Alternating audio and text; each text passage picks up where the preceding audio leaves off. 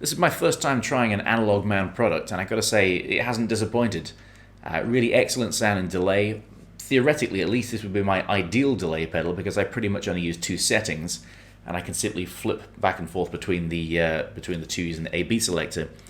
There's a bunch of different features that I could possibly outline here, I guess. You have this extension thing, which is for the Amaze modulation and tap tempo controller. You can also save preset parameters for various things. These are quite expensive to get hold of. They do increase the functionality, but they also increase the pedal board footprint. You know, that's not a small amount of your pedal board that's disappeared. You can also use this extension here for some kind of an expression pedal, which will then control the delay time, which is quite handy. You have an effects loop, which would allow you to bring on an external effect when you engage the pedal. It's a mono-only thing, which I got to say, I really struggle demoing delays because I like to use delays from your DAW because I like stereo delays. There's no facility for that with this particular pedal. So I'm going to play you some isolated examples. And I've kept it pretty simple because that's pretty much how I use delay. I'm not someone that uses it as an effect like an edge or something like that. I'm just using it as a size, as an atmosphere, an addition to the basic tone. So there's going to be a clean part. You'll get to hear the modulation doing its modulating. A lead part, so you'll just hear a 400 millisecond or thereabouts delay just for sort of size, and then a more of a rockabilly or jump blues slap echo.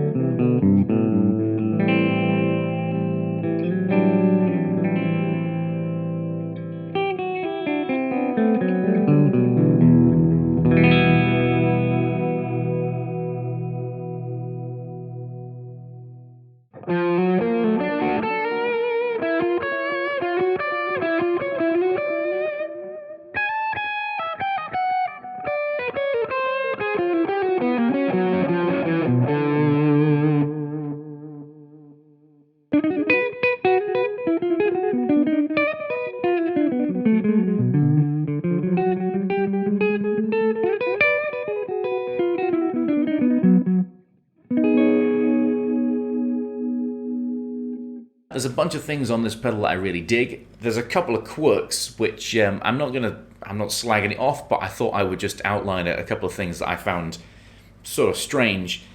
In the middle of the pedal, there are two LEDs that kind of ping pong back and forth to let you know how fast the delay is going.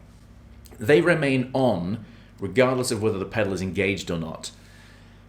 I get why they've done that, because you can see how fast your delay is going before you engage it, but what would be better for me would be to have the A or the B side, and notice which way around I did that, the A or the B side LEDs, which are far dimmer and smaller LEDs. It would be cool if they stayed on so you knew whether you were going to engage the A or the B side, because I know what my settings are.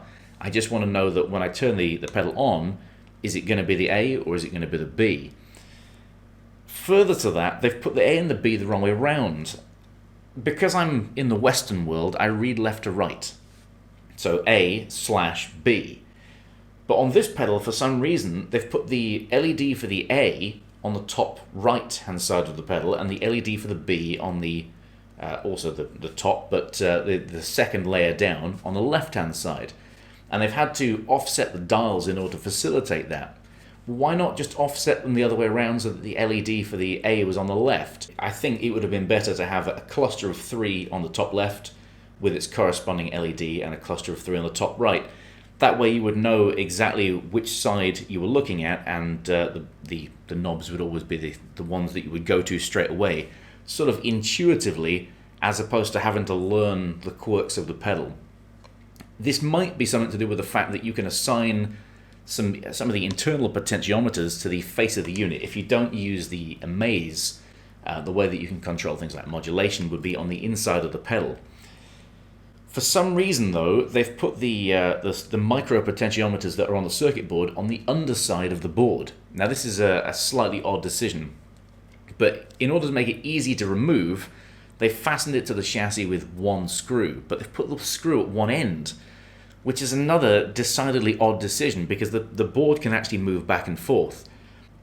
Because the board is able to move back and forth, there's no reason why over time it couldn't gradually ratchet the screw loose. So it seems a bit of a strange way of doing it. There's no clip or tab to put the other end of the board under. So it's actually just moving in free space. Now it's a light component, so I get that it doesn't have to be fixed with 10 screws or something, and I get that they've made it so that you can get to the underside of it nice and easily. But why?